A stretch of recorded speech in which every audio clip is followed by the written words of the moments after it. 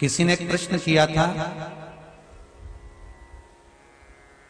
इन पर्चों में तो नहीं है पर भान में है, कि शिव की आराधना दक्षिण की ओर से बैठकर उत्तर की ओर करें,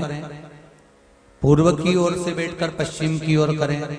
पश्चिम की ओर से बैठकर पूर्व की ओर करें, उत्तर की ओर से बैठकर दक्षिण की ओर करें। शिवलिंग तो चारों तरफ से गोल है, उसका फल क्या क्या? प्रश्न अच्छा है, प्रश्न बहुत अच्छा है। पूर्व से पश्चिम की ओर, पश्चिम से पूर्व की ओर।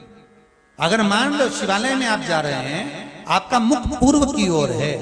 आप शंकर जी की आराधना कर रहे हैं, तो वो भाग भगवान शंकर पार्वती जी के साथ स्वीकार करते हैं। आप जो मांग रहे हैं वो मिलेगा, प्राप्त होगा। आपका मुख अगर पश्चिम में आप जाकर बैठ रहे हैं और पूर्व का मुख है तो आपको मिल रहा है, और पूर्व से पश्चिम की ओर यदि आपका मुख है और आप भगवान को कुछ दे रहे हैं तो वहां शंकर पार्वती और गणेश का स्मरण चढ़ाओगे, मिलेगा। उत्तर से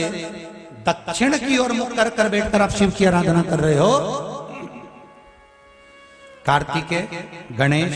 पार्वती, शिव को प्राप्त कर रहे हो,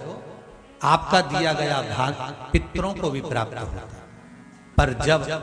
हम दक्षिण में बैठकर उत्तर की ओर मुख कर कर भगवान शंकर की जब आराधना करते हैं तो केवल शंकर पार्वती या गणेश और कार्तिकेय नहीं, शंकर भगवान की अशोक सुंदरी, 5 कन्या, जया, विषहरा, सामरी, वारी, गौतली, देव और शंकर भगवान के जितने गण हैं और भगवान शंकर के दरवाजे पर रहने वाले द्वारपाल हैं, भगवान शंकर के उस जलाशय के सम्मुख में 33 कोटि जो देवता हैं, वो जब हम एक बेलपत्र भी अगर उत्तर की ओर मुख कर कर भगवान शिव को समर्पित करते हैं तो वो सारे देवताओं को स्वीकार हो जाती है और वो कार्य तुरंत सफल हो जाता है। दिशा का भी मूल महत्व है पूजन में। जहां पानी बह रहा है, पानी जहां बह रहा है तो ये मान लो कि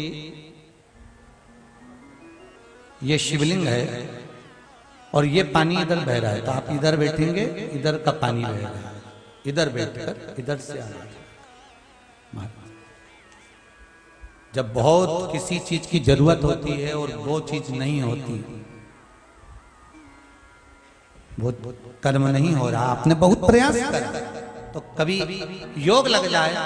कि अभी तक आपने शिव मंदिर में गए, पूजन अर्चना करी, आराधना करी, जल भी चढ़ाया और आपका कार्य नहीं बन रहा, तो आप दक्षिण में बैठकर उत्तर की ओर मुख कर कर भगवान शिव की आराधना करना चालू करो। 1 महीना कर कर देखो, करो आराधना शिव।